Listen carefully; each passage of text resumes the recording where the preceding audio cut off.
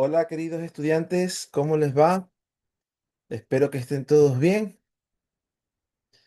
Em, Disculpen la tardanza, acabo de llegar de Guayaquil a mi casa. Un poquito más de tráfico de lo esperado, pero ya estoy aquí. En este momento quiero revisar rápidamente las estadísticas de las pruebas de video últimas, que ya las revisé temprano y todos tienen ahí notas del 100%, ¿no? Les fue bien en estas. Entonces, voy a compartir aquí mi pantalla para verle. Entonces, tenían que haber hecho para la clase, después de la clase 2 relacionada a la temática de la clase 2 o mejor dicho, relacionada a la semana 2 que tenía que ver con algunas de las distribuciones que van a exponer el día de hoy. Entonces, en esta prueba de video, la 2 que era la de la log normal, fue 100% respondieron correctamente que el, la log normal, qué tipo de proceso matemático da ese resultado, un proceso multiplicativo donde una variable se multiplica por factores aleatorios a lo largo del tiempo. El video hablaba un poco acerca de eso, pero utilizando valores en la bolsa, precios de acciones y eso, ¿no? Pero ya les voy ahorita a decir cómo es en confiabilidad. Y la de la otra de la log normal, también que a veces se la confunde con la power law, pero una característica de la log normal es que es fuertemente asimétrica, una cola larga hacia la derecha. La log normal tiende a dar valores aberrantes hacia la derecha. Entonces por eso que a veces hay ciertas cosas que duran muchísimos años, 30 40 años, y otras que se dañan a los 2 3 años. Entonces hay valores aberrantes en la log normal. Ahora, antes de pasar a la siguiente prueba de video, sí me gustaría hablarles un poquito más, solo breve, ¿no? Acerca de la log normal y de por qué funciona para confiabilidad. Estoy ahorita abriendo mi aplicación de pizarra y vamos a compartir con ustedes el whiteboard. ¿Ya? Entonces, yo tengo un pequeño cepillito por una formación que tengo ahí en los dientes. Hay una parte donde no entra el cepillo normal y tengo un cepillo que es finitito, finitito, normalmente metálico, pero con cerdas. Lo meto ahí.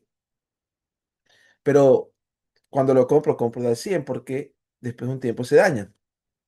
Ese cepillito, cuando saco uno nuevo, está, digamos, el- esa cosita es bien durita. Es durita y no se dobla sino más, aunque sí es un poco flexible. O sea, ahí se mete donde tiene que meterse. Pero a medida que va andando, se va haciendo un poquito más flexible y después de varios usos, se rompe. No sé si alguna vez usted ha hecho eso con un pedazo de metal o con algún otro material que comienza y lo dobla, pero no se rompe. Luego lo dobla para el otro lado, sigue sin romperse. Lo dobla, lo dobla, lo dobla, lo dobla, lo dobla, lo dobla hasta que se rompe, ¿verdad? ¿Qué sucede ahí? Es posible que comience como algo chiquito. A lo mejor había una pequeña imperfección en el material y a lo que usted dobla, esa imperfección se hace un poquito más grande. Y a lo que dobla más, se hace más grande. Y a lo que dobla más, se hace más grande, más grande. Hasta que llega un punto en que está tan grande que se rompe el material. ¿Ok? Entonces, normalmente, ¿cuánto por cada vez que usted dobla el material o le aplica algún estrés al material, cuánto se rompe o cuánto aumenta esa imperfección? Típicamente es una función o es proporcional al tamaño actual. Es decir, si la imperfección es de 3 micras, entonces la siguiente imperfección es proporcional a 3 micras. Pero cuando ya crece quizás a 100 micras, va siendo proporcional a 100 micras. Cuando ya llega a 1 milímetro, es decir, 1000 micras, entonces va siendo proporcional a 1 milímetro. ¿Y cómo se modela eso? Eso se modela, ¿verdad? Usted comienza quizás con X0, es el tamaño inicial del, del huequito, y de ahí, o de la imperfección, que puede ser microscópica, y de ahí, en los siguientes, o el tamaño inicial después de doblarlo, o de un ciclo de estrés, normalmente se multiplica por el anterior, y le va haciendo más grande. Y de ahí viene otro más, y tú se multiplica por el anterior. Al multiplicarse, lo que estamos diciendo es que es proporcional a lo que ya está.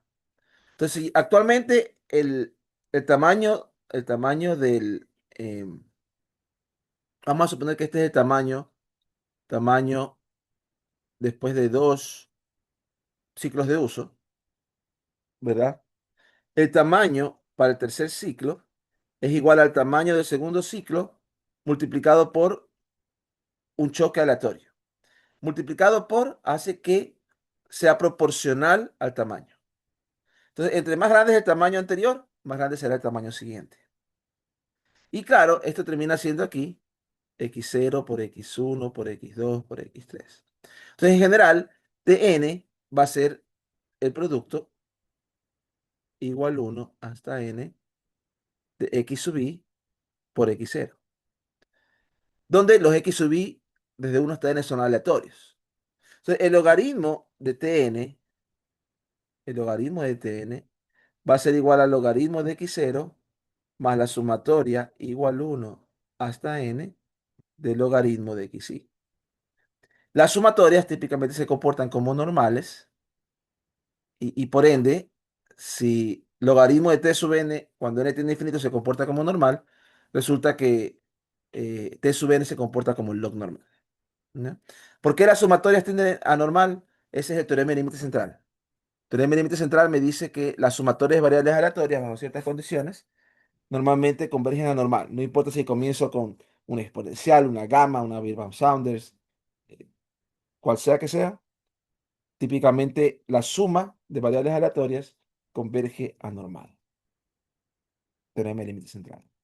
Entonces, ahí está una razón por la que utilizamos la log normal en confiabilidad y una razón por la que funciona exitosamente para varios dispositivos.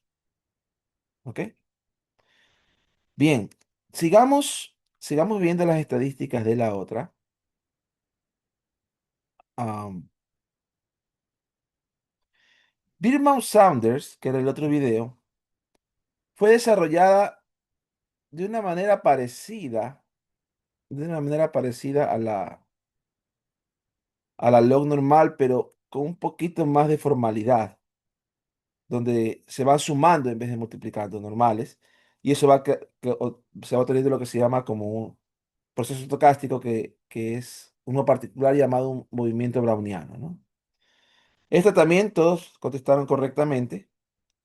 Basado en la motivación presentada en el video, ¿cuál es la causa principal que origina la necesidad de usar la distribución de Birnbaum-Saunders? La propagación de una grieta dominante debido a esfuerzos dinámicos, cíclicos o fatiga. ¿Ya? Em, También uno de los libros que utilizo es el Saunders, es el que inventó ese, ¿no? Por eso él no le llama, en el libro de Saunders, de Sam Saunders, que es uno de los que tienen acceso a ustedes, no le llama distribución de Birnbaum Saunders, no le pone su nombre. Él le dice distribución de tiempo de vida de fatiga, así le llama en el libro de Saunders, porque él no se pone su propio nombre. Ya después otros dijeron, esta es la que hizo Birnbaum y Saunders, entonces le pusieron Birnbaum Saunders. Desde el punto de vista estadístico, ¿qué supuesto fundamental permite derivar la distribución acumulada de Birnbaum-Sanders utilizando la distribución normal estándar? Que la extensión total de la grieta es la suma de incrementos aleatorios independientes, permitiendo aplicar el teorema de límite central. Entonces, Birnbaum-Sanders supone que los incrementos aleatorios son independientes y es la suma, mientras que en la log normal se hace el producto. Por eso es que cada uno tiene su uso, ¿no? Algunos en unas cosas, otros en otras cosas. Entonces estuvo muy bien y gracias por ver el video, los videos y contestar bien las preguntas, ¿no? Ahora es el turno de ustedes. Exposiciones. Yo les di a ustedes la exponencial, gamma y la Poisson, hablamos, ¿verdad? En la última clase. Y vieron videos sobre la log normal y la Birnbaum Saunders. Pero ahora queremos ya verlo más formal, ¿no? Densidad, confiabilidad, tasa de fallas, tasa acumulada de fallas, etcétera. Entonces, voy a poner aquí las exposiciones. Y de aquí creo que no hay exposiciones más hasta el segundo parcial. Dice 2 por parcial. ¿Ya? Pa. Exposición 2. Grupos. Mendoza, Mendoza, Romero, Arias y Segarra, Varas. ¿Están listos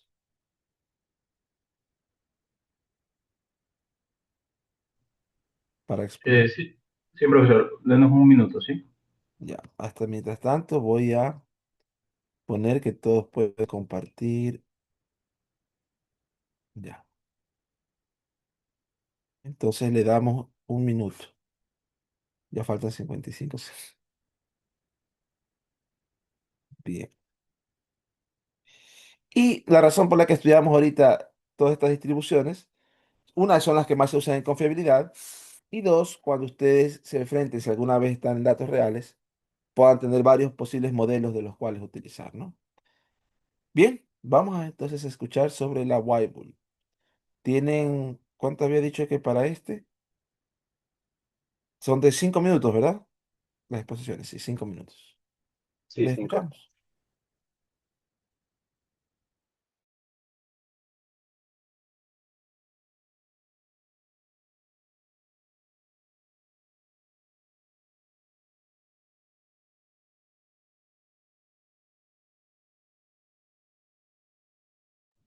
Ya, ahí me escucha.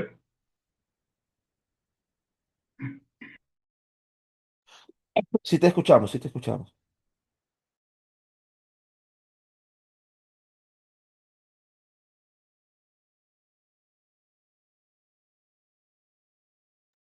Bueno, te escuchamos, ya no te escuchamos. Ya, ahora sí que me saqué los audífonos, se escuchaba mal. Ok, listo, comenzamos. Bueno, hola, buenas tardes. Somos el grupo 2 y vamos a explicar acerca de la distribución de Weibull.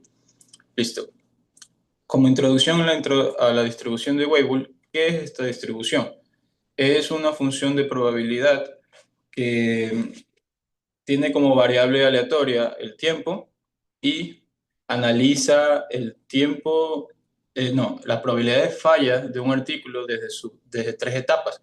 La etapa principal, que le llaman etapa de infancia, la etapa del diseño de vida, o sea, de la etapa del producto, y la etapa de la final, que es cuando beta es mayor a uno. Listo. Esta curva de bañera que se presenta en nuestras diapositivas tiene que ver con la función de la distribución de Weibull. Cuando aparecen estos parámetros, que es beta, y hay otro parámetro que también es alfa, que mi compañera va a explicar más siguiente, tienen que ver con esta función que tiene una forma, una tina, así en vista transversalmente. Donde beta está el run-in, que es la primera etapa donde un producto, por ejemplo, viene de fábrica, como un foco LED, por ejemplo, que hay muchos fallas en eso al principio, donde está en la industria, y va bajando esta probabilidad porque, o sea, esa es su primera etapa, hasta que llega a un punto que se mantiene constante, que es igual beta igual a uno. De ahí está también cuando ya llega a un punto de vida útil el producto, ya el desgaste hace que este producto, las fallas comiencen a incrementarse. Entonces ahí ya entra un beta igual mayor a 1. Listo. También tenemos las funciones, la acumulada y la función de confiabilidad. Listo. Estas son varias bastante parecidas a las que aplicamos la posición anterior, pero en la distribución de Weibull, donde la probabilidad acumulada responde a la pregunta clave, que es ¿cuál es la probabilidad de que el evento ya haya ocurrido antes del tiempo t? Y la función de confiabilidad, en cambio, es ¿cuál es la probabilidad de que el elemento siga funcionando después de un tiempo t? Y están relacionadas sumadas iguales a uno.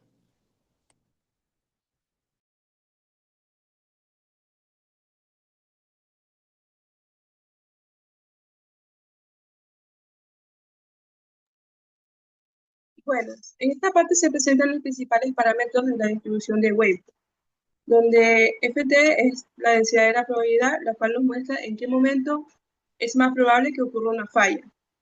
Por otro lado, HDT indica la probabilidad instantánea de falla de un equipo que ha estado funcionando hasta un tiempo determinado. Siguiente. El parámetro beta es el que permite identificar el comportamiento de las fallas. Si beta es menor que 1, predominan las fallas tempranas. Si es igual a 1, las fallas ocurren de forma aleatoria. Y si es mayor que 1, las fallas están asociadas al desgaste del equipo. Cuando B es mayor que 1, se realiza un análisis de desgaste, lo que indica que la probabilidad de falla aumenta conforme pasa el tiempo debido al deterioro del componente. Siguiente.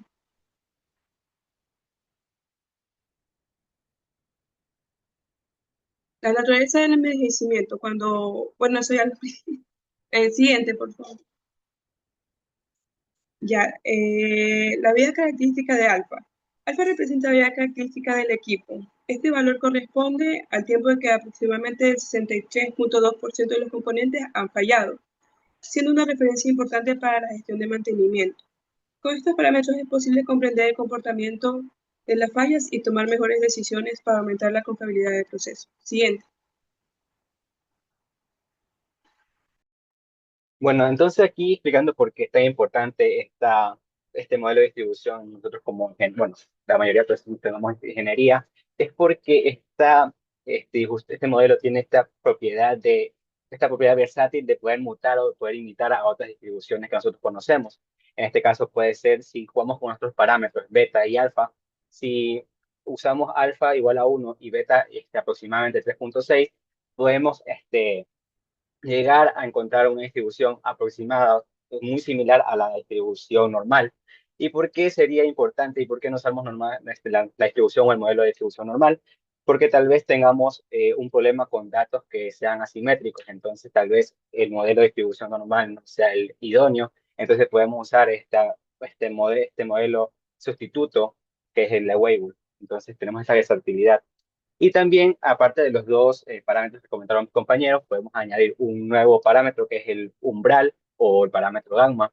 ¿Qué es lo que hace este parámetro? Es añadir un tiempo o un delay al momento de que comienza a desgastarse el producto. ¿Esto qué significa? En un ejemplo de la vida normal, puede ser que tengamos una garantía de que en los primeros 10 tiempos, en los primeros periodos 10 tenemos garantizado que el producto no va a fallar. Entonces podemos poner en la función que gamma es igual a 10. Un ejemplo también puede ser que tenemos almacenado ese producto por un tiempo determinado y ahí recién va a ser utilizado. También tenemos las aplicaciones industriales que podemos dividirlas en la ingeniería, en la parte de ingeniería mecánica. Weibull es estándar para predecir la fatiga de los metales y calcular la vida útil de los rodamientos de bolas. En la rama de la electrónica nos permite proyectar con precisión el desgaste de semiconductores, las fallas térmicas en láseres y bueno, en la parte de gestión de activos es la base para calcular periodos óptimos de garantía y estructura planes eficientes de mantenimientos preventivos. Gracias.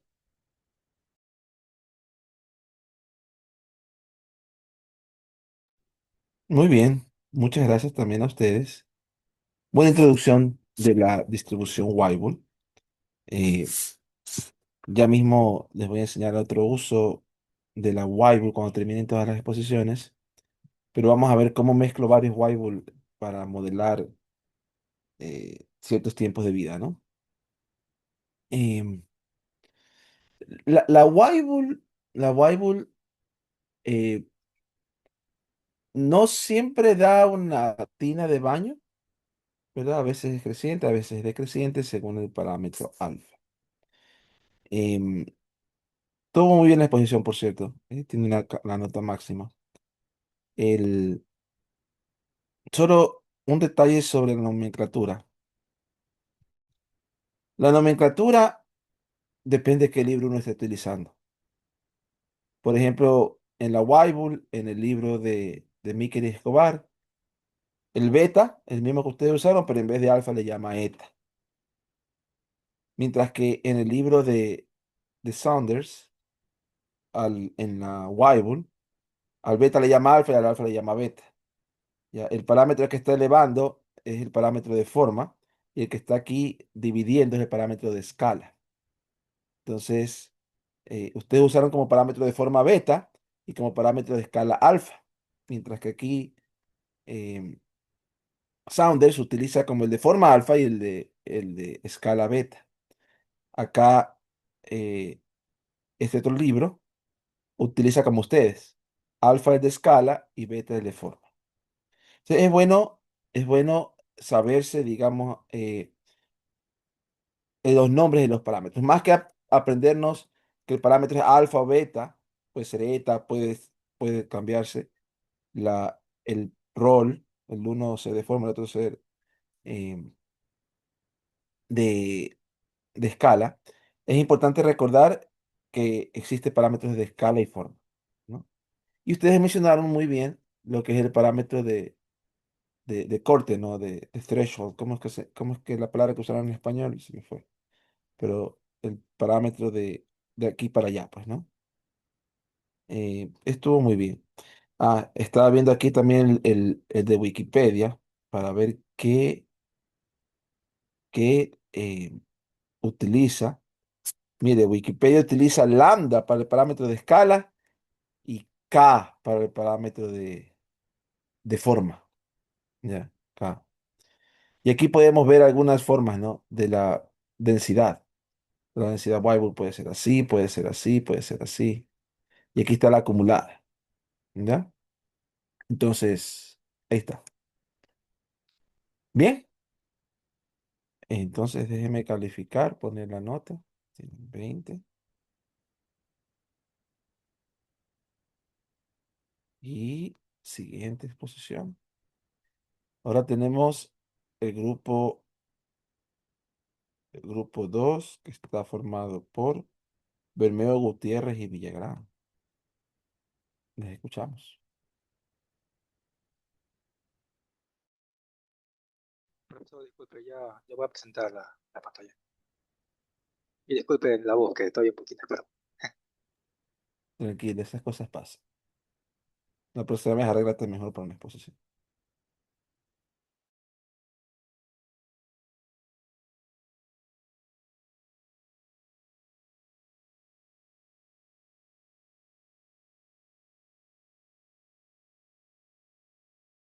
Disculpe, ¿se puede ver?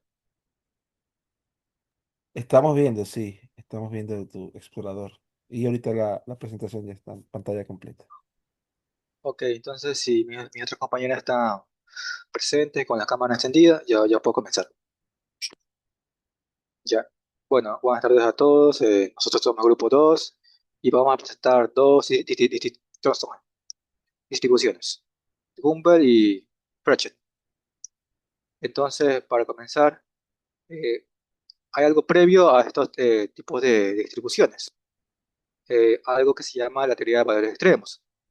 Entonces, ¿cuál es el enfoque de la teoría de valores extremos? Bueno, a diferencia del límite central, que usa el promedio, más que todo el enfoque de la teoría de valores extremos usa los valores máximos o en su defecto valores mínimos para poder determinar ciertas distribuciones, ¿ya?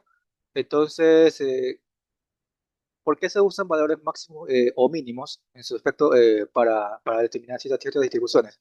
Sobre todo en el análisis de Spire, porque muchas veces no nos interesa el promedio, sino más bien los valores máximos que suceden en cada periodo. Entonces, como puede ver la imagen, ¿en qué aplicaciones se puede usar? Bueno, prácticamente se puede usar en finanzas, en análisis de riesgo, en análisis de la falla, la fatiga de los materiales, ingeniería civil y, eh, y muchas aplicaciones más que mi compañera va a enseñar luego. Entonces, a partir de este tipo de esta teoría, uno puede determinar tres tipos de curvas, se puede decir derivadas de esta teoría. Entonces, hay tipo uno, tipo 2 y tipo 3 que son básicamente Gumbel, Richet y Weibull. ¿Ya? Entonces, la primera distribución sería una distribución de Gumbel, que tiene esta forma. Eh, se puede ver que, entonces, ¿cuáles son los parámetros importantes aquí? Bueno, tiene dos parámetros importantes. Uno es el parámetro beta, que es un parámetro de escala, y el mu, que es prácticamente el promedio, valor promedio. ¿Ya? Como se puede ver aquí, la curva tiene dos colas que van hacia el infinito, un poquito más hacia la derecha está, eh, ¿cómo se llama? Más sesgado hacia la derecha. Ya, entonces, una de las aplicaciones sería, por ejemplo, se puede usar en hidrología con respecto a la cantidad de lluvia. Entonces aquí se puede ver la función exponencial, generalmente se comporta como función exponencial. Entonces, como mencioné anteriormente, si uno utiliza estos parámetros de aquí, uno puede obtener la Gumbel. Y eso sería. Muchas gracias. Siguiente. Ok, ¿puedes pasar la siguiente diapositiva? Ok. Ok, gracias.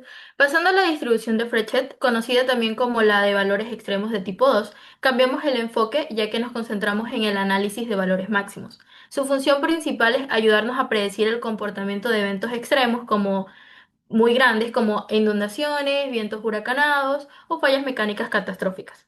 Como pueden ver en las imágenes de la izquierda, estas dos gráficas son para entender cómo funciona. La de la parte superior es la función de densidad de Frechet, que se nota claramente su característica más importante, que es una cola pesada hacia la derecha.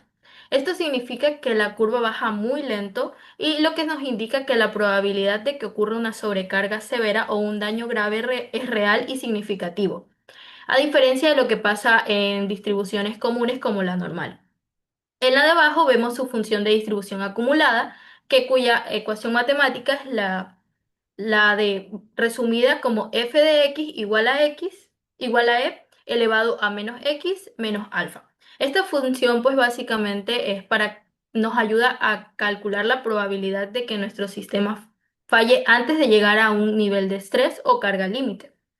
Finalmente, hay una relación matemática muy interesante. Si tenemos datos de que siguen una distribución de Frechet y le aplicamos un logaritmo natural, estos datos se transforman automáticamente y pasan a comportarse como una distribución de Gumbel, como lo mencionó mi compañero.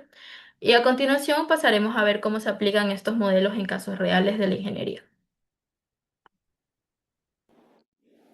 En siguiente diapositiva.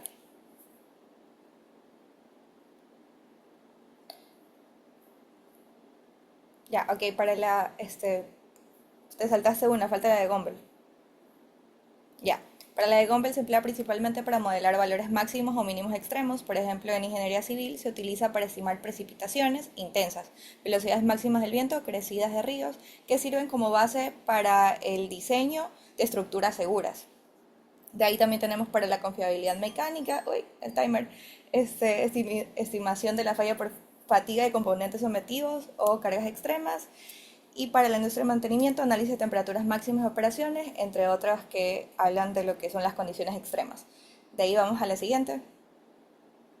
En cuanto a la de Frechet, esta distribución es adecuada cuando existe una mayor probabilidad de que ocurran valores extremadamente grandes. Algunas aplicaciones incluyen el estudio de fallas catastróficas en materiales, análisis de riesgos industriales y evaluación de eventos extremos que pueden afectar la operación de plantas y procesos. Y siguiente.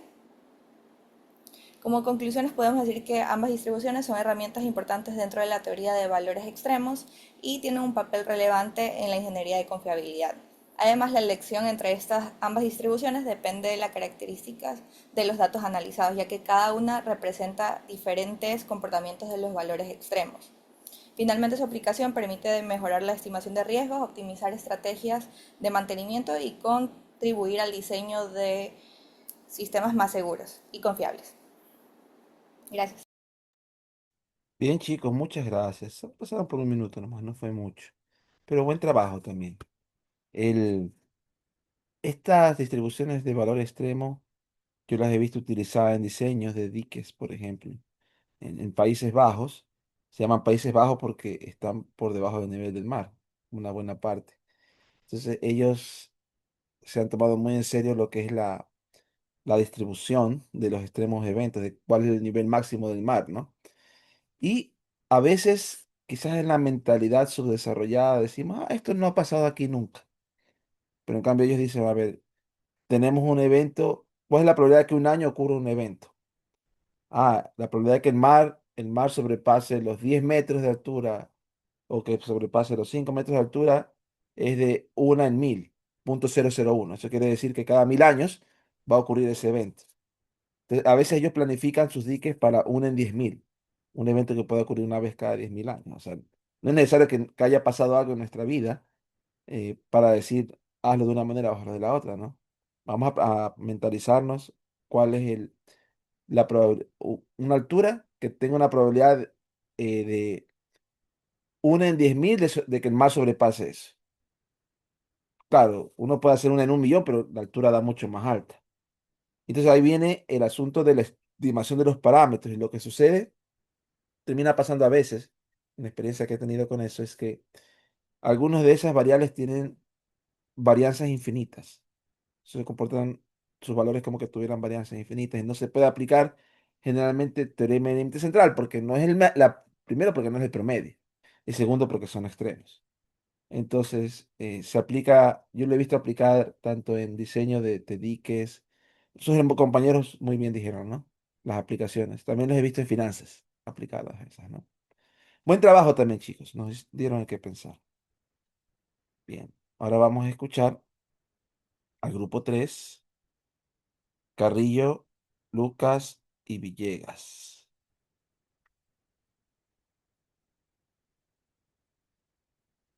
Carrillo, Lucas y Villegas.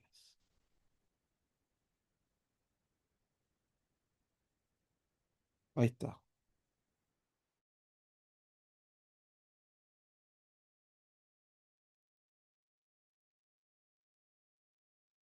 Disculpe, profesor, ¿sí se ve la proyección? Sí estamos viendo la proyección. Un ratito, disculpe. Bueno, sin nada más que decir, empecemos. Buenas noches, nosotros vamos a hablar sobre distribuciones paramétricas basadas en la escala y la localización, como lo es la normal y la normal. Un momentito. Antes de hablar sobre distribución normal, mencionaremos algo que destaca Mikel Escobar en los capítulos 4 y 5.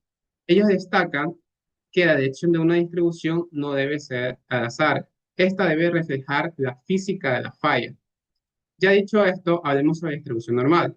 Por recursos como estadística 1 y estadística matemática, sabemos datos muy importantes sobre ellas. Sabemos que su media es mu y su varianza es sigma cuadrada, además de su función de densidad de probabilidad. Ahora, en relación con confiabilidad, Wostenholm destaca dos puntos importantes, los cuales son su simetría y el uso del teorema de límite central y sus aditivos. Sin embargo, tiene una limitación muy importante, la cual sería su dominio. Como sabemos, su dominio son todos reales, por lo tanto acepta valores negativos, lo cual no tiene sentido físico para el tiempo. ¿Por qué?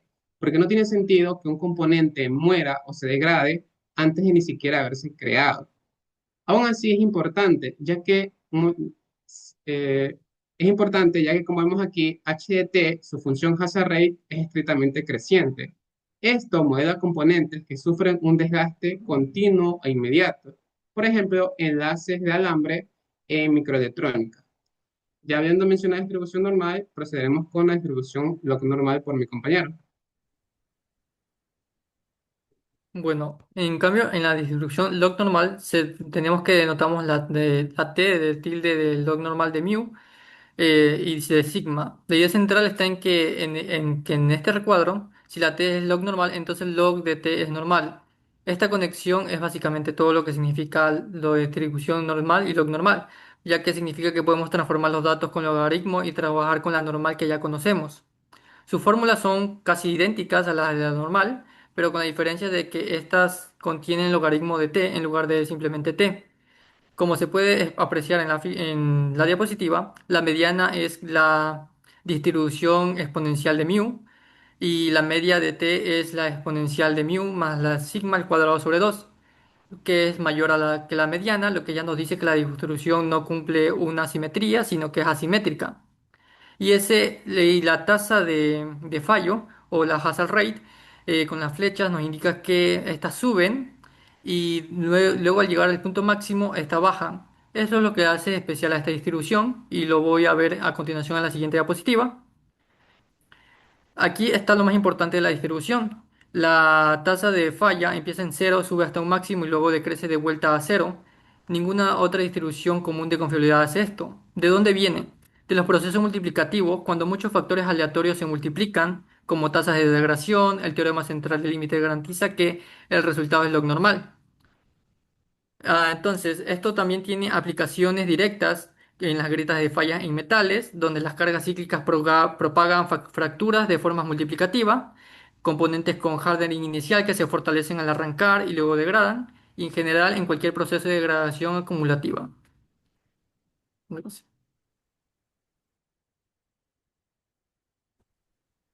Ahora pasaré a explicar una tabla de diferencias o de comparaciones que hemos hecho de estas dos distribuciones. Lo primero que podemos observar es el dominio, ¿sí? La diferencia que hay en el dominio es que en la distribución normal, esta puede tomar valores, cualquier valor real, de menos infinito hasta más infinito.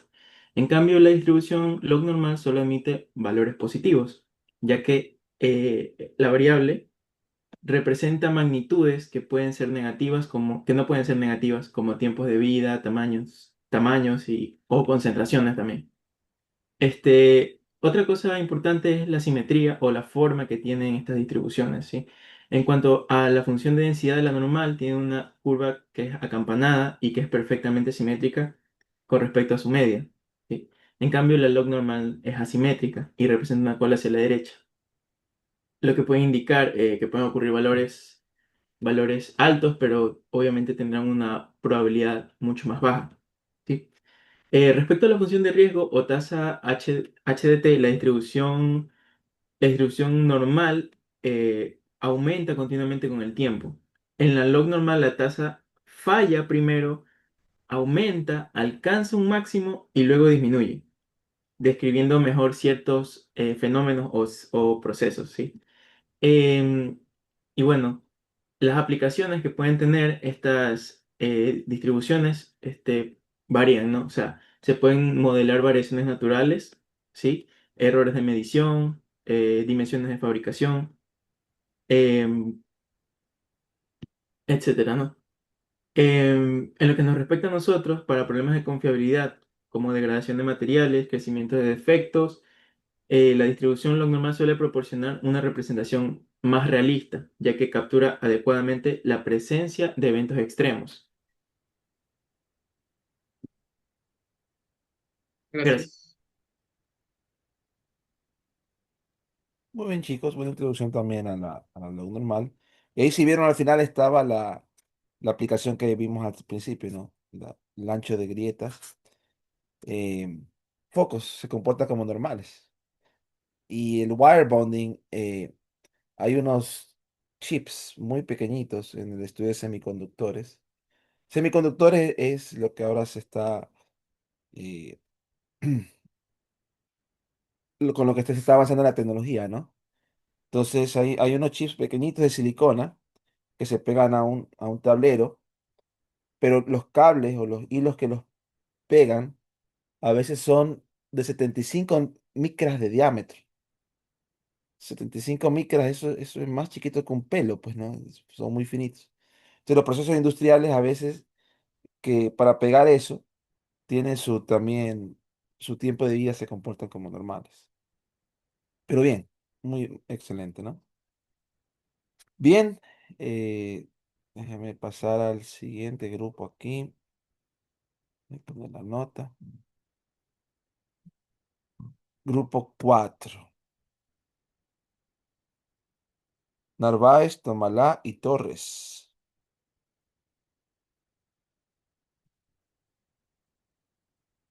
Narváez, Tomalá y Torres. Grupo 4.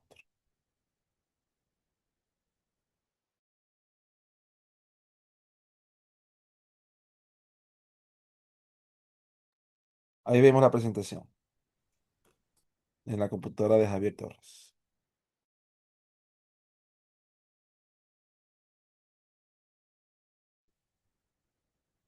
Ok, podemos empezar. Empiecen. Bueno, buenas tardes con todos. Nosotros somos el grupo número 4. Los integrantes son Edito Malá, Javier Torres y Naomi Narváez, mi persona. Siguiente diapositiva, por favor. Bueno, antes de comenzar a explicar qué son las distribuciones logísticas y log logísticas, debemos saber qué son. Estas son distribuciones de probabilidad estadística y comúnmente son usadas para describir el comportamiento de datos aleatorios. La distribución logística es muy similar a la distribución normal, pero esta presenta colas más largas en los extremos. Es decir, representa de mejor manera los eventos extremos que pueden suceder. La distribución logística, esta se basa en el logaritmo de la variable. Es comúnmente usada en eventos de confiabilidad, supervivencia y tiempos de fallo.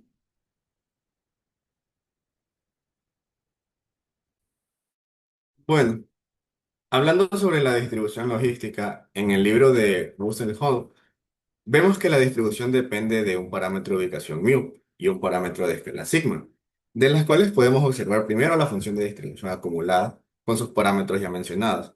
De ahí tenemos a la función de densidad de probabilidad como f minúscula, ambas denotadas en transformaciones exponenciales, en otras palabras reemplazando al phi logis que vemos más abajo. También tenemos a la formulación de la función de riesgo, también conocida como hazard function. Por otro lado, tenemos a William y a Luis Escobar, que nos denota la misma ecuación, solo que reemplaza a tau como sigma y a v como mu. Y en el ejemplo del gráfico podemos observar que fijando su comportamiento con un mu igual a 15, noten que al aumentar en la escala de sigma de 1 a 3, pasando la línea continua a la punteada, ¿no es cierto? La campana de probabilidad se achata y la curva acumulada de S se suaviza su pendiente. Siguiente diapositiva. Por otro lado, tenemos las aplicaciones de la distribución logística. Esta distribución ha sido usada extensamente en áreas como la biología para describir cómo se comportan estas especies en entornos competitivos y también, ahora más usado, es para calcular el elo del ajedrez. Antes se usaba la distribución normal. Y ahora hablaremos sobre la distribución log logística. Siguiente. La distribución log logística es un modelo probabilístico continuo diseñado para variables aleatorias no negativas. Se define como la distribución de una variable cuyo logaritmo natural sigue una distribución logística. Este se encuentra parametrizado por dos valores, de acuerdo a Will and Q, que son mu, que representa un parámetro de escala que coincide con el valor de la mediana, y sigma, un parámetro de forma que representa la dispersión de esta curva. Una de las propiedades notables de esta distribución es que su función de distribución acumulada puede expresarse de forma cerrada. Esto quiere decir funciones conectadas por operaciones aritméticas, lo cual evita el uso de métodos numéricos complejos para su resolución. Así como la distribución logística, aumentar el parámetro sigma hace que se presenten colas pesadas.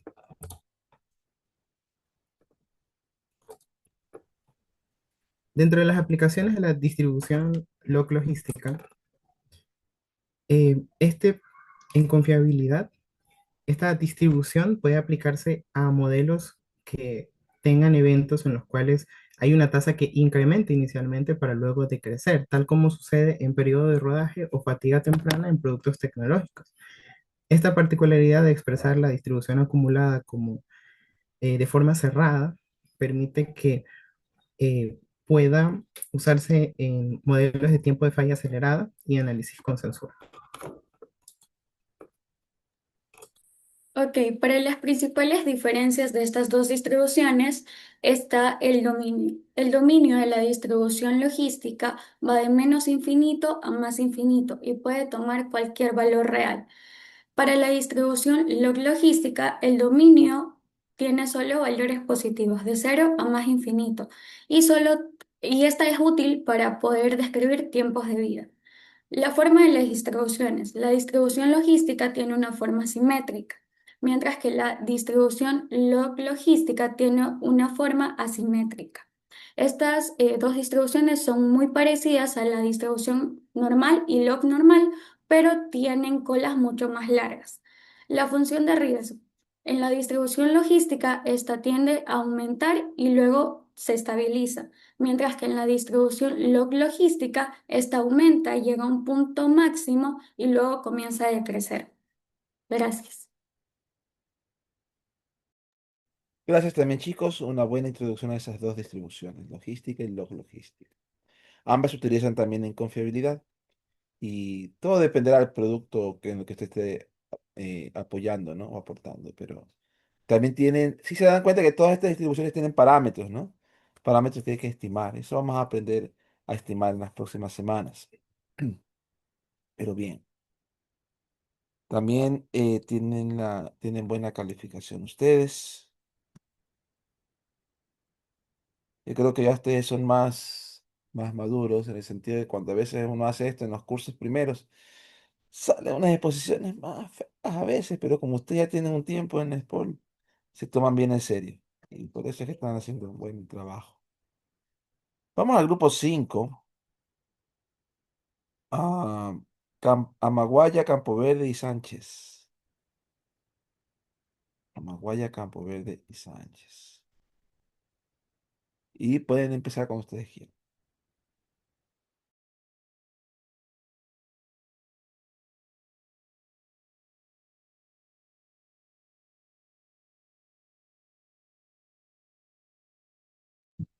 Buenas noches, somos el grupo 5 y nos tocó como tema distribución de pared. Siguiente diapositiva. Ok, la distribución de Pareto es una distribución estadística que describe el fenómeno en que un pequeño número de causas son responsables de la gran parte del efecto, lo que a menudo se conoce como la regla 80-20. Como podemos observar en el gráfico, la región de la cabeza es donde la probabilidad es alta. Es decir, aquí se concentra la gran parte de los casos. Por ejemplo, las personas que perciben un salario mínimo o un valor mínimo es la gran mayoría de los empleados. Y por otro lado tenemos la cola que se extiende hacia la derecha, que es la región de la cola baja es la probabilidad baja, donde los valores pueden ser extremadamente grandes. Y como por ejemplo tenemos a los CEOs, que los CEOs son un pequeño grupo de personas, pero perciben un salario alto o un valor enorme. Estas características hacen que esta distribución de Pareto sea adecuada o especialmente buena para representar o modelizar situaciones en que los recursos, efectos o resultados se concentren a un subconjunto pequeño de la población.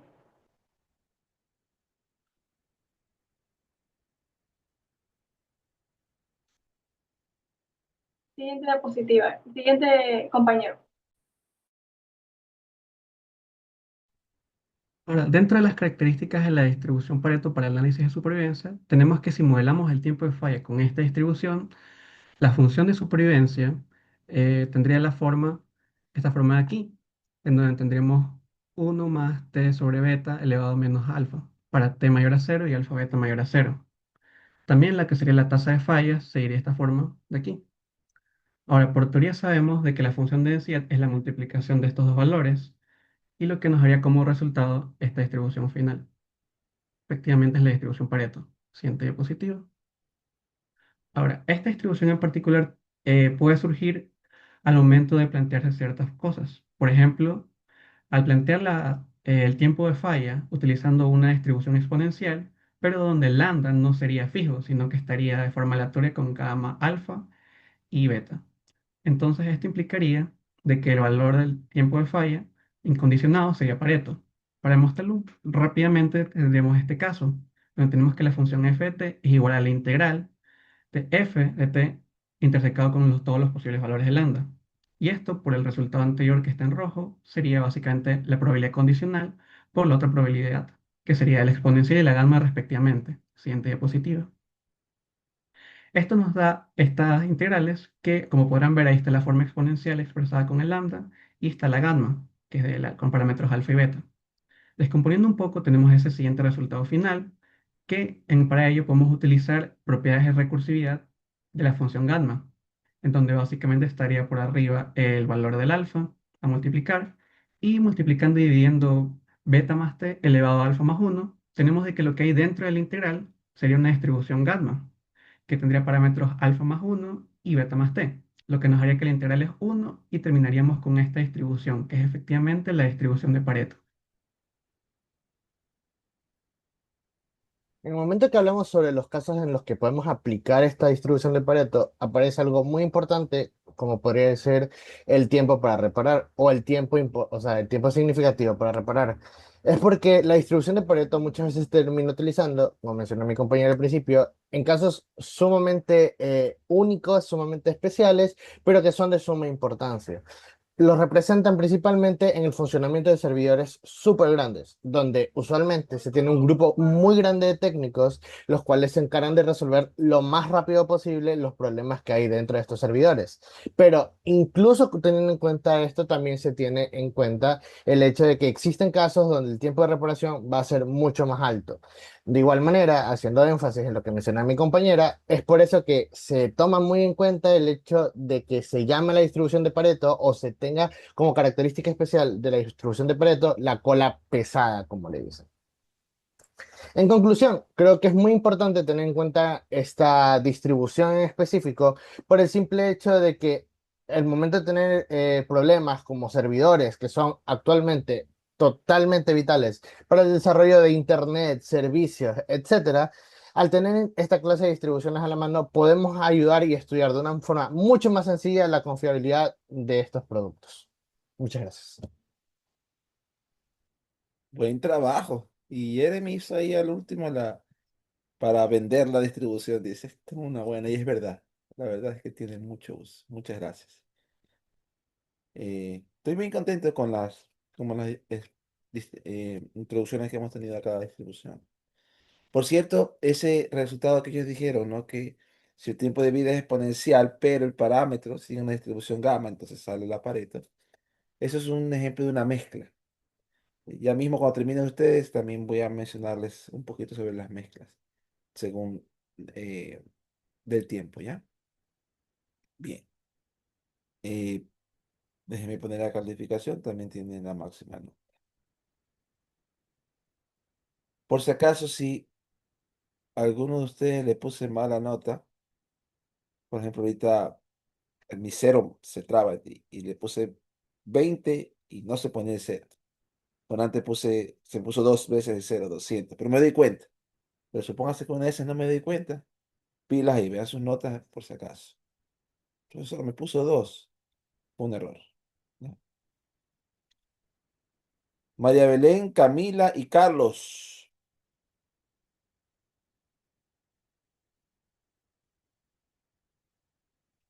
Grupo 6.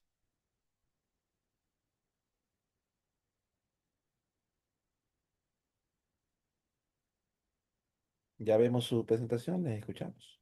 Hola, profesor, buenas noches, ¿sí me escucha? Sí, te escuchamos, Carlos. Ya. Bueno, buenas noches con todos. Nosotros somos el grupo 6, conformado por Belén, Camila y quien les habla, Carlos Quinto. Y hoy expondremos sobre un modelo que es fundamental y es muy importante en confiabilidad, que son la distribución gamma generalizada y su versión extendida. En la práctica, cuando nosotros recolectamos datos de tiempos de falla, muchas veces no sabemos qué distribución usar. No sabemos si usar una Weibull, una log normal, una exponencial o una gamma. Como ven en el gráfico que está aquí en la diapositiva, los datos reales representados por los puntos podrían ajustarse a varias curvas diferentes. Y aquí cada modelo tiene sus limitaciones. Aquí es donde entra la GENG, por siglas en inglés, Generalized Gamma. Este modelo es un modelo, digamos, paraguas, ya que a diferencia de los modelos clásicos o tradicionales, la GENG tiene tres parámetros: beta de escala, beta y kappa de forma. Y aquí tiene en la pantalla la función de densidad que incluye a la función gamma en su denominador. Pero la importancia como tal de la GNG no radica como tal en su fórmula, sino en su flexibilidad. Esta es como les mencioné, un modelo paraguas, podríamos decir, ya que si kappa es igual a 1, vamos a obtener una distribución Weibull. Por otro lado, si beta es igual a 1, obtenemos una gamma, y si ambos son 1, obtenemos una exponencial. Además, también podríamos decir que cuando el parámetro kappa tiene infinito, vamos a tener una distribución log normal. Le doy paso a María Belén, que va a exponer un poco más de casos y aplicaciones. Listo, como nos comentaban mi compañero, además de contener las distribuciones gamma y Weibull, la anterior, por favor. La gamma generalizada también tiene una propiedad matemática que es como la más importante y reconocida, que a medida que el parámetro de forma, en este caso, parámetro kappa, tiende a infinito, la distribución se va pareciendo más a una log normal. Por supuesto, también consideramos que si beta y kappa, ambos parámetros, valen 1 al mismo tiempo, podremos obtener una distribución que es más clásica como la exponencial. Bueno, ¿dónde podemos aplicar la log normal en la vida real? En fenómenos como de confiabilidad, como la fatiga de materiales, el desgaste progresivo de componentes, tiempos de reparación de sistemas, entre otros. Y en cuanto a la ingeniería, una aplicación más fuerte, supongamos que estamos evaluando la fatiga, en este caso de un rodamiento de bolas. En lugar de adivinar como tal el uso de esta distribución, cómo usarla, en este caso lo que vamos a hacer es ajustar la gama generalizada de los datos, ya que si un software, en un ejemplo, nos arroja un capa cercano a 1, sabremos que debemos usar un modelo más bien Weibull. Y si nos arroja un capa más grande, como comentábamos, sabremos que vamos a adaptarlo más a una log normal. Entonces, en este caso, la herramienta es una herramienta de diagnóstico bastante fuerte para poder elegir distribuciones más simples, pero tiene un problema del que va a tratar mi compañera ahora.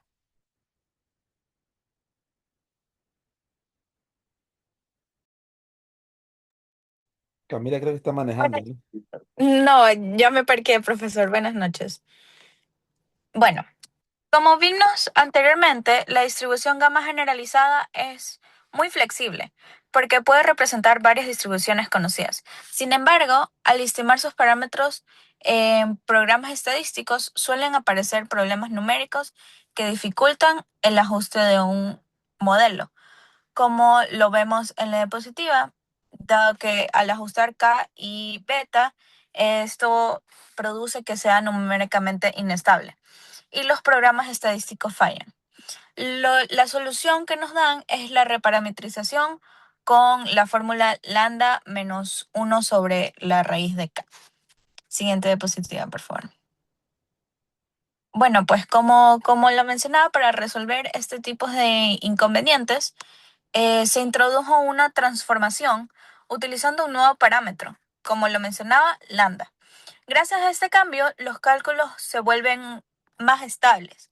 Además, al permitir que lambda tome valores positivos y negativos, se obtiene una versión más amplia. Y esta versión amplia se llama la gama generalizada extendida, como lo vemos en la diapositiva. Esta distribución incluye varios casos especiales, como si lambda es 0, obtenemos la log normal, y si lambda es 1, obtenemos la Weibull. También si lambda es menos 1, obtenemos la Weibull recíproca o Prechet. Disculpen mi pronunciación. Siguiente diapositiva. En conclusión, esta mejora, esta propuesta mejora la estabilidad numérica de la gama generalizada y así amplía las distribuciones que pueden modelarse dentro de una misma familia. Por esta razón, suele utilizarse como herramienta de diagnóstico para identificar qué modelo específico describe mejor a los datos. Muchas gracias. Bien, chicos. Y Freche, la última que mencionó, esa la expusieron hace un ratito sus compañeras, ¿no? Entonces, eso es lo bonito de este modelo, es el modelo paraguas, como bien dijo Campbell. Buen trabajo también. Un modelo con tres parámetros que uno los estima. Próxima semana vamos a comenzar a hablar de la estimación de parámetros, estimación. Bueno, primero hablaremos de estimación no paramétrica y después de estimación paramétrica, ahora sí de parámetros. Bien, chicos, tienen también la máxima nota. Déjenme calificarles aquí en aula virtual. Y siguiente, grupo 7. Por ahí está Falconés, Larreategui y Pilay.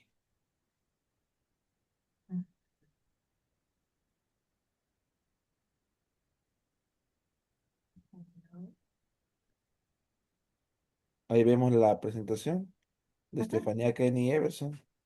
Les escuchamos. Buenas noches con todos, nosotros somos el grupo número 7 y hoy les vamos a hablar acerca de la distribución F generalizada. Siguiente diapositiva. Ok. Como pueden observar en pantalla, esta se define como una distribución estadística basada en cuatro parámetros. Su característica más importante es su versatilidad y que incluye a la familia Hen y a la distribución log logística, entre otras como casos especiales. Para ponerlo un poquito más en términos prácticos, podríamos considerar que es una fórmula que engloba otras más pequeñas, por así decirlo. Cuando decimos que incluye otras distribuciones, nos referimos a que al ajustar sus parámetros se transforma en modelos clásicos. ¿Para qué nos puede servir esto? Básicamente nos ahorra trabajo al seleccionar un modelo. Cuando tenemos datos empíricos y no sabemos qué distribución seleccionar. Siguiente diapositiva.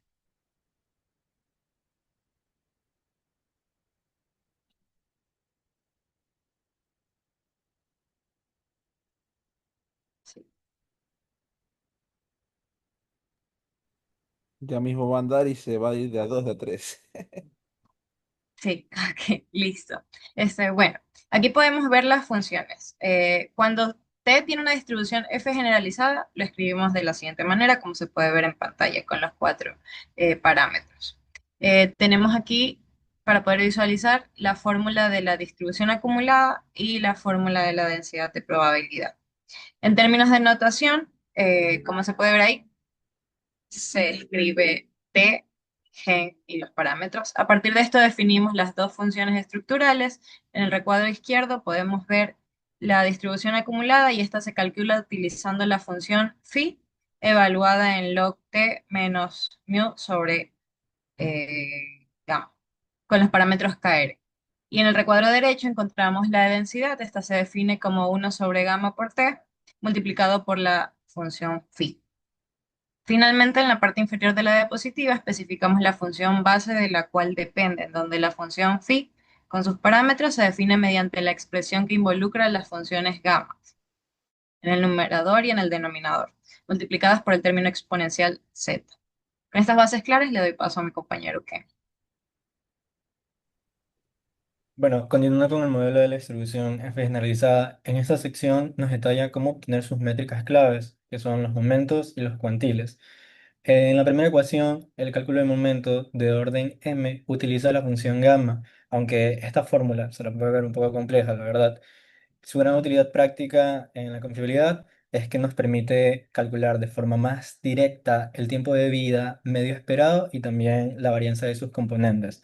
Como segundo punto, para calcular los cuantiles, los cuales nos sirven para saber en qué momento fallará un porcentaje específico de los equipos, usamos esta segunda ecuación, la cual es clave bueno, la cual aquí es clave que el tiempo de vida se puede relacionar con una variable que sigue una distribución f Snedeker con 2 kappa 2r grados de libertad. ¿Qué significa esto? Que este cálculo se simplifica adaptando el cuantil de una distribución f clásica. Y por último, en la tercera ecuación demuestra con una propiedad fundamental. En este caso es de que la distribución pertenece a la familia de los log locación escala. ¿Qué quiere decir esto? Que si aplicamos el logaritmo a nuestra variable de tiempo, la distribución resultante se estandariza basándose en el logaritmo de una variable f. En la práctica industrial, Esta propiedad es lo que facilita enormemente los programas de computadora para que puedan realizar las estimaciones y también predecir fallas. Siguiente ya. Bueno, casos especiales de la distribución F generalizada. La distribución F generalizada es una distribución muy flexible. Si nosotros variamos algunos de sus variables de entrada, o limitamos, llegaremos a una distribución conocida. Esto facilita mucho el trabajo como tal de los analistas, ya que ellos pueden variar alguno de estos parámetros, llegarán a alguna distribución en la cual se pueda aplicar o lleguen a encajar lo que son los datos recopilados que ellos tengan.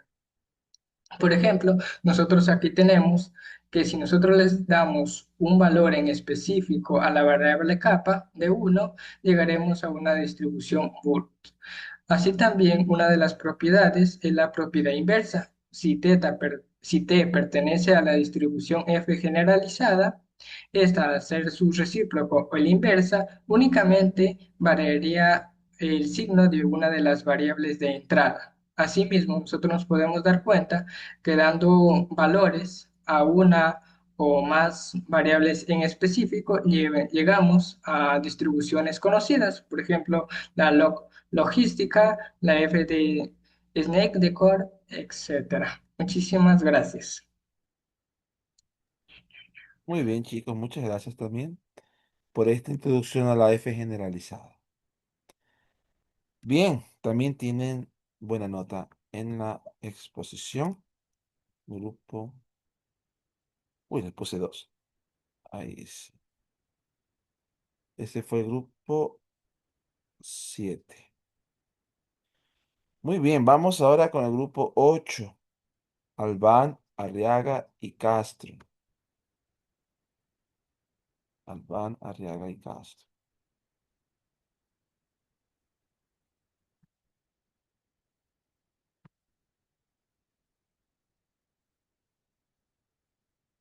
El grupo 8. Ahí estamos viendo la pantalla de Axel Adrián.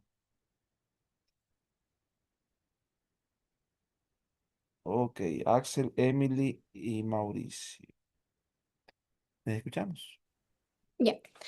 Buenas noches, compañeros profesor. Nosotros somos el grupo 8, somos conformados por Albán, Arraga y Castro, y nosotros nos tocó distribución gaussiana inversa, también conocida como distribución normal inversa o distribución de Watt. Esta distribución nace dentro del estudio de los fenómenos aleatorios asociados al tiempo que tarda un proceso en alcanzar cierto nivel o barrera.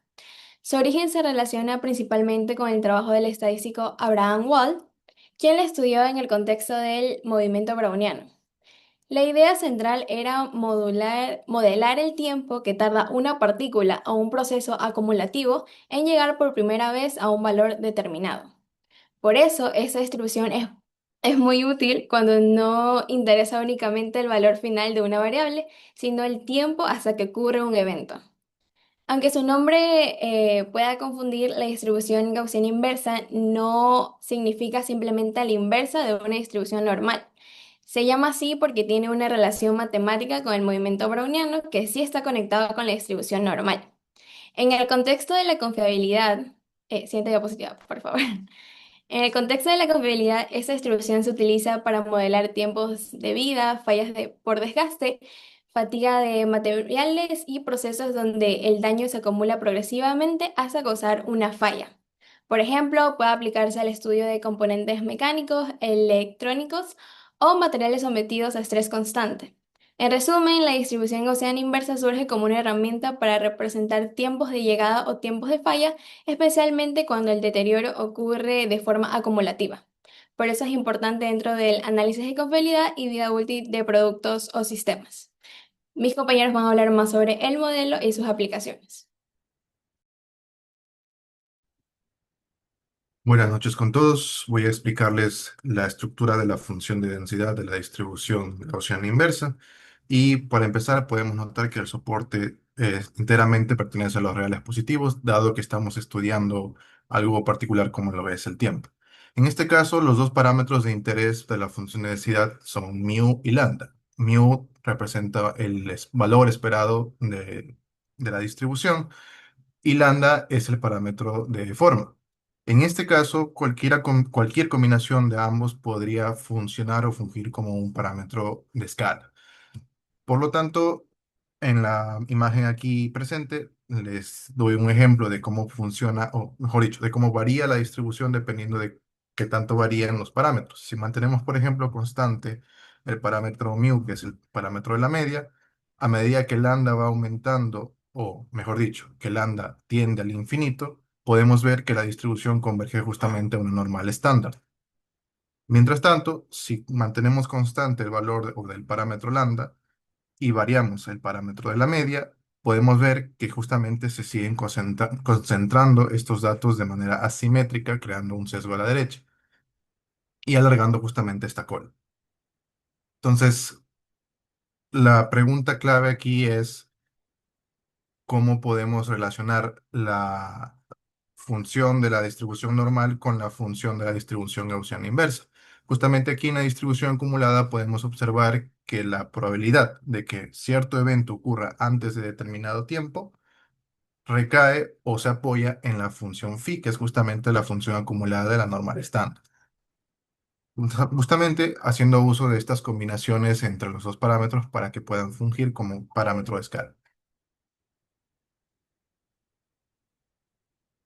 Bueno, para hablar brevemente de una introducción de las aplicaciones que tiene esta distribución en la ingeniería, prácticamente lo que tenemos que darnos cuenta es que este modelo trata de decirnos la vida útil de un componente y el desgaste acumulado que tiene algún tipo de maquinaria.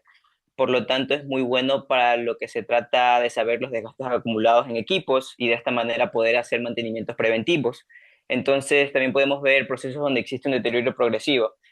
Un ejemplo claro es que hay una bomba industrial que empieza a desgastarse con el uso. Esta distribución puede ayudar a estimar en qué momento podría fallar y comenzar con el mantenimiento. Siguiente. Y poniendo un poco más en lo que es el contexto de logística, eh, aquí varían bastantes cosas, dado que pueden ser que tengamos productos que tienen diferentes lead times o tiempos de llegada. Entonces el modelo puede darnos como que una realidad de lo que puede estar pasando con ciertos SKUs en todo caso. Un ejemplo claro es, se puede decir que la mayoría de entregas puede llegar en 2 días, pero algunos vienen con retrasos dado por variables externas, que el tráfico, como el clima o diferentes cosas, lo cual esta distribución nos puede dar un poco más, algo más acertado a la realidad, nos puede ayudar a modelar tiempos reales con cierta incertidumbre. Gracias. Bien, chicos, muchas gracias también. Buen trabajo en la exposición, la introducción a esta distribución. Em, Esta distribución de Wald, por cierto, o gaussiana inversa.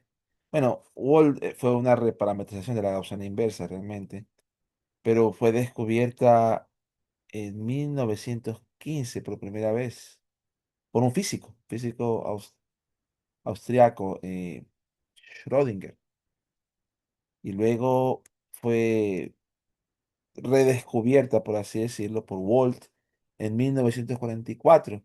Parece que Wald no estaba familiarizado con el trabajo de Schrödinger porque Wald era más estadístico. eh, pero, eh, en 1957 fue otra vez redescubierta por Tweedy, pero finalmente se quedó con el nombre de distribución de Wald, más se le conoce como Gaussiana inversa, ¿no? Y, ¿se acuerdan del video que vieron de la Birnbaum Saunders? La derivación es parecida. ¿Por qué el nombre inversa? Bien dijo creo que fue Emily la que dijo que no es que es recíproco de una gaussiana, ¿no?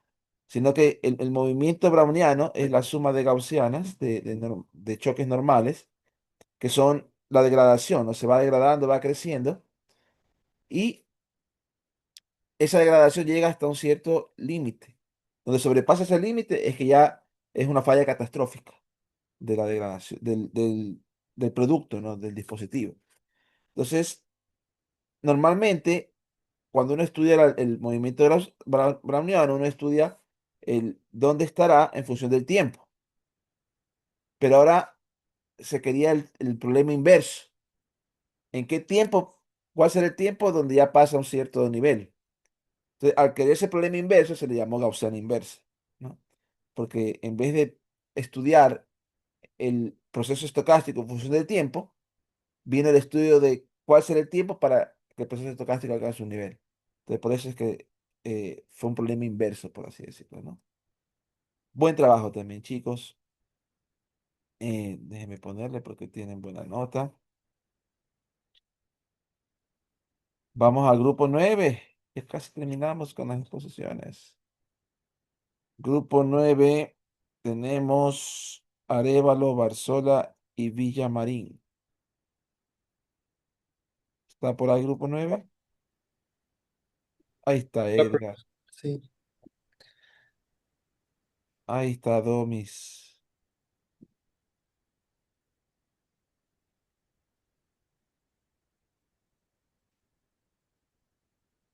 Are-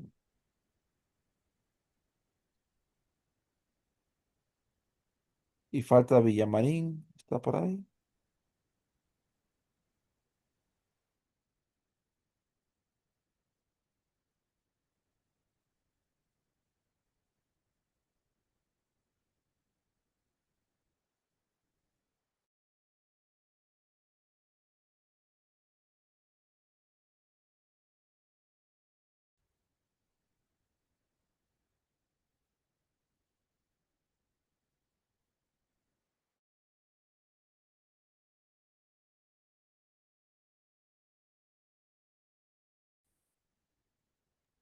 ¿Qué pasó con su exposición, chicos? Bueno, hecho, profesor, mi compañero Jusito ahorita creo que está teniendo unos problemas porque no está respondiendo, pero respondió hace un minuto, entonces no sé qué le pasa. Hagamos una cosa. Veamos al grupo 10 hasta mientras y de ahí volvemos a ustedes. Está eso ya quizás ya esté por ahí. Bien. El grupo 10, Ceballos Yo con comparto, profe, ya. López. ¿Perdón? No, que ya vamos a compartir, el grupo 10. Ah, ya, chévere.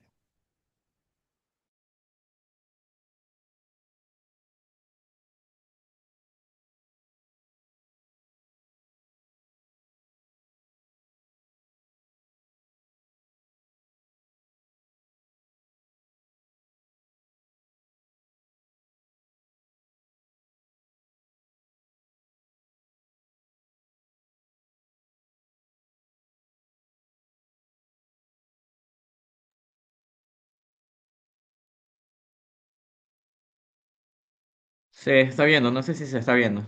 ¿Sí?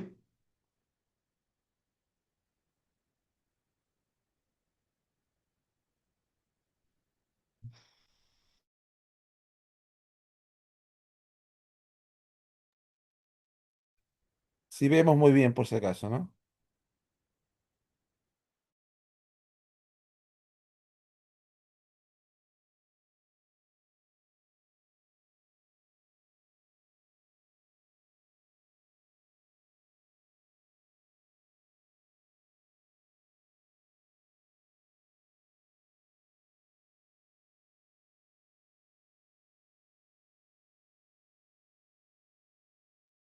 ¿Ya podemos iniciar? Sí, estamos esperando que inicies. Estamos completos, Johnny, estamos completos, sí. Sí. Ya. Perfecto. Buenas noches. Nosotros vamos a hablar sobre la distribución de Gompers y Mayhem. Mayhem, sí. Eh, es importante mencionar que nace una pregunta muy concreta. ¿Cómo cambia el riesgo de morir en el caso de una persona o de fallar un dispositivo o motor a medida de que pasa el tiempo? La intuición nos dice que no es una constante, ¿verdad? Porque una persona de 70 años tiene más riesgo a morir que una persona de 20 años. Asimismo, un motor tiene mucho más riesgos de fallar cuando ha pasado su umbral o ha estado en uso más de muchas horas versus un nuevo motor. Entonces, para capturar este fenómeno, ¿qué nos ayuda? Justamente es una distribución cuya función de riesgo crezca con el tiempo. Y eso es exactamente lo que hace Goma, que es la distribución de Goma y Mayhem. El origen viene de un matemático llamado Benjamin, inglés, que analizó justamente tablas de mortalidad históricas. Y justamente algo muy importante que encontró fue hallazgos robustos sobre las gráficas logarítmicas de las tasas de mortalidad que tiene justamente la edad y que aplicando logaritmos obtiene una recta durante la vida adulta. Esto significa que estas tasas de mortalidad crecen de forma exponencial con la edad. Por otro lado, tenemos a William Mahan que justamente extendió el modelo añadiendo una constante lambda de toda mortalidad, que toda mortalidad no depende simplemente de la edad, sino que otros factores externos que nos van a ayudar a capturar esta, esta función. Y justamente, ¿para qué nos sirve? Una de sus funciones más importantes es la mortalidad humana, que va a modelar justamente la supervivencia y el riesgo que aumenta exponencialmente después de los 30 a 40 años, así como también la confiabilidad, perdón, en temas de actuaría y seguros y en bioestadística.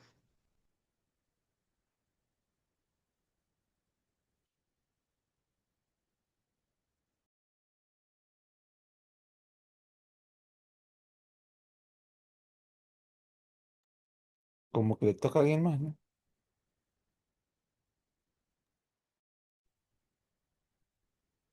Buenas noches, compañero. La otra, por favor, que tengo mejor detallado. Ya, listo. Analicemos dentro de las funciones de riesgo, partiendo por la función de riesgo o hazard, que representa la tasa instantánea de fallo en el tiempo t. Dado que el individuo ha sobrevivido hasta este tiempo, en donde están estas funciones, donde f de t es la función de densidad, f mayúscula de t es la función de distribución acumulada y s de t es la función de supervivencia, en donde equivale al 1 menos la función de distribución acumulada. En la función de riesgo Goma, en su primera parametrización, sus parámetros originales vienen a ser cuando gamma es mayor a cero en la escala de la componente de Compers, cuando kappa es mayor a cero, que es la tasa de crecimiento exponencial, lambda mayor o igual a cero, que es el riesgo constante, que es un componente de Make-Hum, dando así a la fórmula cuando h de t es igual a lambda más, bueno, lambda en esta interpretación lo podemos dar como el riesgo total constante, riesgo constante, o sea, el ejemplo de los accidentes y eso como pueden visualizar. El riesgo por envejecimiento o envejecimiento biológico está denotado por gamma multiplicado por Euler elevado a kappa por t. En esta imagen se puede visualizar además sobre sus propiedades cuando t equivale a cero, donde nos da igual al riesgo constante más eh, gamma, que es la escala de la componente en Gompers. Es siempre creciente si gamma es mayor a cero y kappa también es mayor a cero. La siguiente, por favor.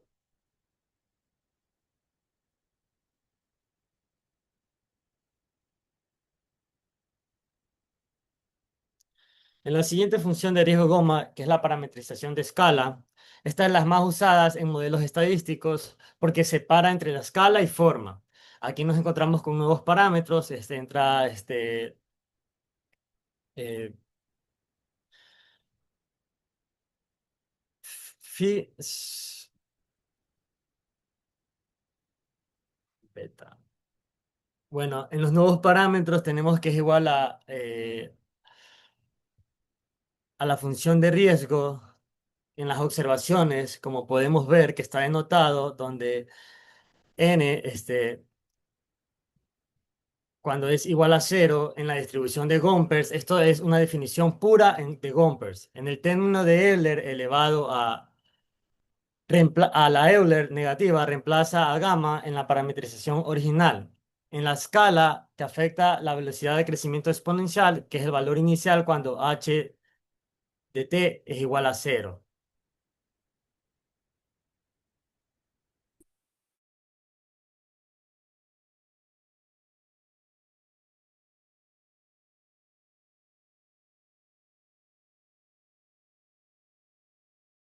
Bueno, a continuación les voy a resumir todo lo que hemos visto.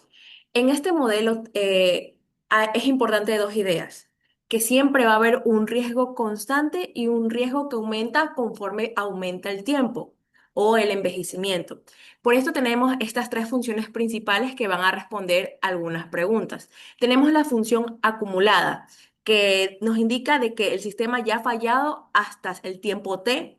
La función de densidad es donde se concentra la mayor probabilidad de la ocurrencia de la falla y la función de riesgo, que es cuando algo falla en ese instante.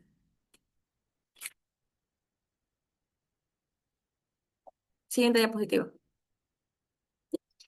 Y como conclusión tenemos de que el riesgo va a aumentar conforme pasa el tiempo y eso va a afectar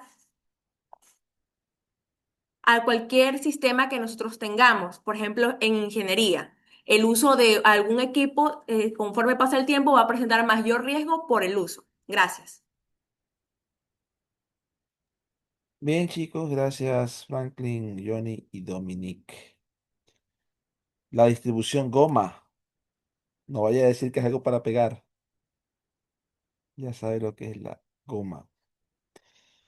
Fue una de las distribuciones antiguas en cuanto a historia, ¿no? Porque los autores son del siglo XIX, 1800 algo. Entonces, comparado con algunas de las otras distribuciones que hemos visto, ¿no? Buen trabajo también, chicos. Tienen la calificación máxima. Déjenme calificar aquí. Y ya nomás nos falta el grupo 9. Ahora, no sé si el grupo 9 esté completo. Ya. Buenas noches, profesor. Sí, ya Oh, ingresé. Lo que sucede es que, claro, me cortó el plan y yo solo tengo plan en mi celular y en el computador. oh, ya, ya, Pero ya. ya lo pagué ya. Está muy bien. Entonces, les escuchamos.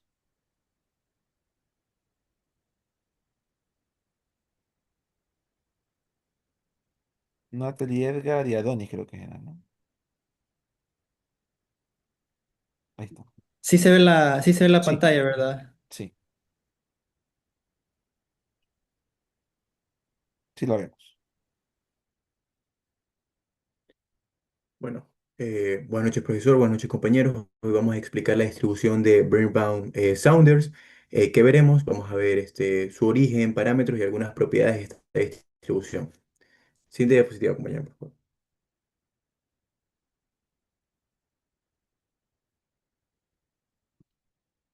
Ya, perfecto. Origen. Bueno, esta distribución se usa en confiabilidad para modelar tiempos de vida o tiempos hasta la falla. Fue propuesta en 1969 y nació del estudio de la fatiga de materiales.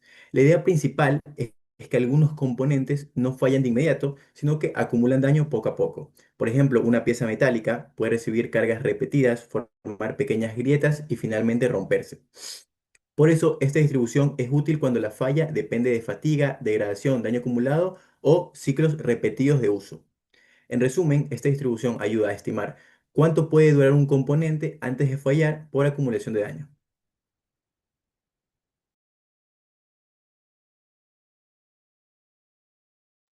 Bien, ahora más que todo pasaremos explicando un poco de la parte matemática. Como tal, sabemos que la distribución tiene dos parámetros, los cuales es teta y beta, en el cual el teta es la escala. Pero, ¿qué es la escala? Esto significa que controla el nivel general de tiempo de vida de los objetos. Si la teta aumenta, la distribución se desplazará hacia tiempos mayores. Y la beta es un parámetro de forma, el cual este controla la dispersión y la forma de la distribución, como podemos ver aquí en la imagen, en donde fijamos un teta igual a 1 y un beta, donde nos basamos en un beta de 0,5, de 0,6 y de 1, donde vemos que donde mayor es el beta, la cola va a ser más pesada. Bien, ahora podemos ver también que la función de f de t representa la probabilidad acumulada de la falla, la cual es la componente, nos quiere decir si la componente falla antes o hasta el tiempo t. Además, también podemos ver que como toda distribución cuenta con una esperanza y una varianza, las cuales tienen sus respectivas variables, tanto teta como beta, en cada una de ellas.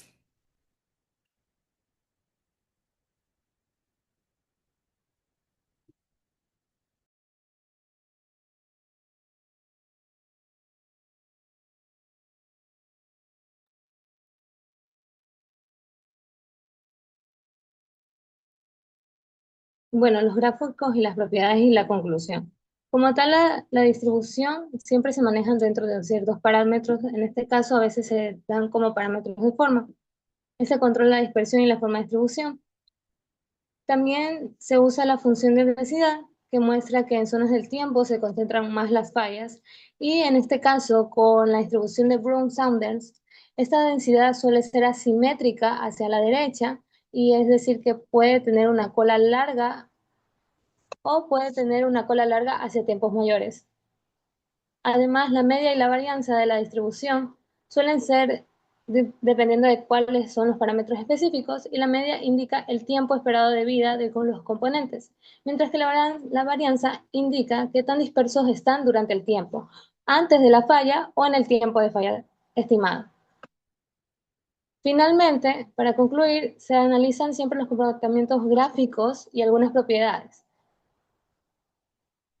Y su ventaja principal es que tiene una justificación física clara y no solo ajusta datos, sino que también nace un proceso real para poder estimar una falla por crecimiento de grietas. Por eso esta distribución es importante en el análisis de confiabilidad, pruebas de vida, y se usa normalmente en bioestadística o en bioinformática, ya que estas pruebas de vida son muy esenciales para ingeniería genética o agronegocios y otras estimaciones que se hacen en un campo ya más abierto y real.